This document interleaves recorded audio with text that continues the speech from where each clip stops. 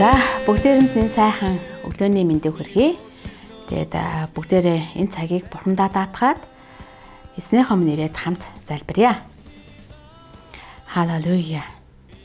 Хайртай Бурхан аав минь таньда баярлалаа. Та бидэнд энэ сайхан өдрийг өгч та өөрийн үгээрээ биднийг өрөөж, босгож, тэнхрүүлж, зоригжуулж та биднийг өдөрдөн чиглүүлэх болтугай. Хэзээ мэн бид энэ цагийг таньдаа өргөж та бидэнтэй хамт байж та бидэнд хандан хэлэх үгийг бид яг одоо зүрх сэтгэлдээ хүлээж авахыг хүсэж байна. Эзэн Есүсийн нэрээр бид хамтдаа залбирanгуйлаа. Амен. Амен. За бүгдээрээ өргөжлүүлээд загтал номноос хүлээж авцгаая. За Филиппой 2 дугаар бүлгийн 12-оос 18 дугаар ишлэгийг за би уншия. Иймээс хайртууд минь та нар үргэлж дуулууртай байсныхаа адил зөвхөн намайг байхтаж биш харин идүүгээ байхгүй байхад минь бүр илүүгээр өөрсдийн авралыг айдас ба чичирлэр гүцээ. Учир нь өөрийн сайн тааллын дагуу та нарын хүсэх ба үйлдэхийн аль алинд нь Бурхан өөрөө та нарын дотор ажилдаг юм. Бүхнийг гомдол маргаангүйгээр хийцгээ. Ингэснээр та нар энэхүү гажууд үеийнхний дотор Бурханы гим зэмгүй буруугүй хөөгтүүд байж ертөнцийн гэрэл мэд гялалзах юм. Амийн үгээс баттаа баригтун. Тэгвэл би дэмий гүйж, дэмий хичээж зүтгээгүй хэмээн Христийн өдөр сайрхах болно. Хэдийгээр би та нарын итгэлийн тахил ба үйлчлэл дээр чинь ундаан үргэл болон асгагдж байгаач би баяртай байж та бүхэнтэй баярлан хөөрнө.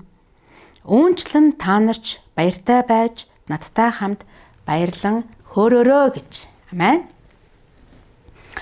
За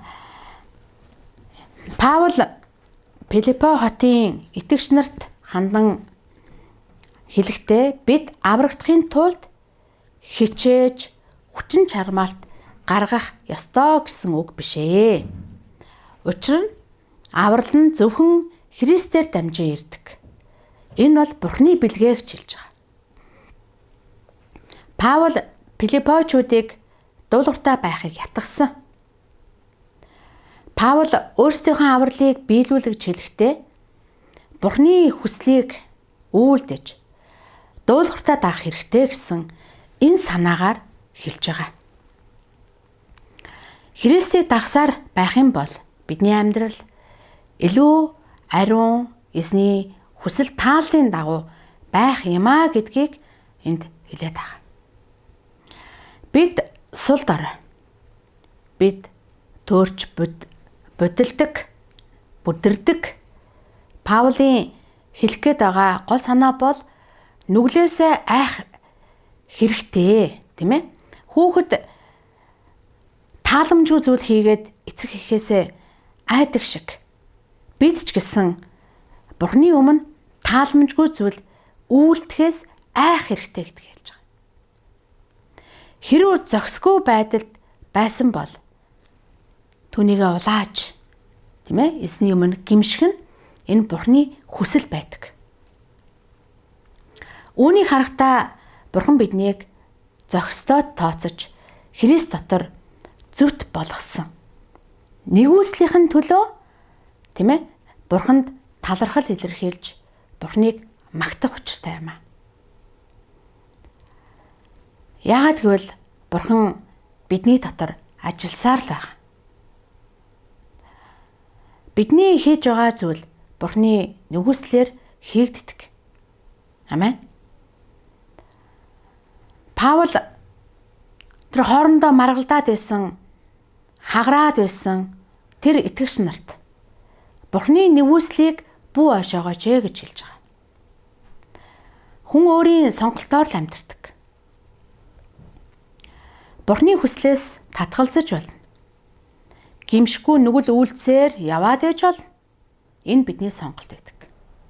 Харин Бурханыг дагах юм бол Бурхан бидэнд туслах болно гэж амласан тэр амлалтыг яг одоо бас бүгдээрээ үнэхээр хүлээж авцгаая. Хүнийг сул дорой болгодог нэг зүйл байдаг. Тэр бол гомдол. Харин энэ цагт бүгдээрээ өөрсдийгөө шалгацгаая. Бид гим зэмгүй байна уу? Бид гэрэл мэт үзэгдэж байна уу? Паул үүнийг л хүсэж байгаа. Бурхан ч биднээс үүнийг хүсэж байгаа. Христийн гэрэл бидний амьдралаас харагдаж байна уу? Амийн үгийг хүлээж авсан бид бусдад үгийг тэр сайн мэдээг хүргэх учиртай юм а. Филиппочууд гэрэл мэт үзэгдэж амийн үгийг тунхлаж байвал Паул дэмий хоосон би ажиллаагүй юм а. Христийг одоо буцаж ирэх тэр өдрөөр Паул сайрхах болно гэдгийг энд хэлсэн шүү дээ.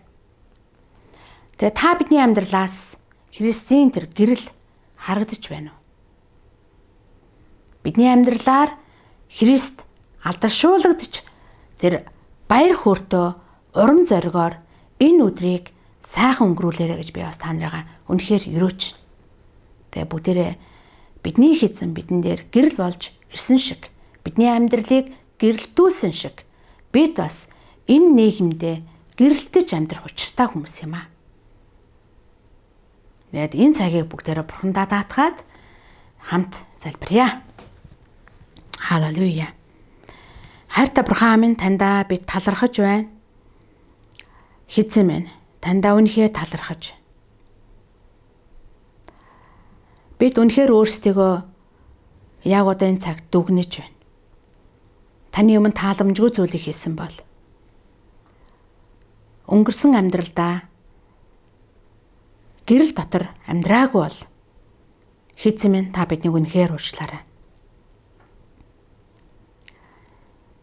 Бид амийн үгнээс зуурч, сайн мэдээг ярьж, өөрсдөө сайн мэдээгээр амьдрдаг таны хайртай хүүхдүүд бид баймаар байна.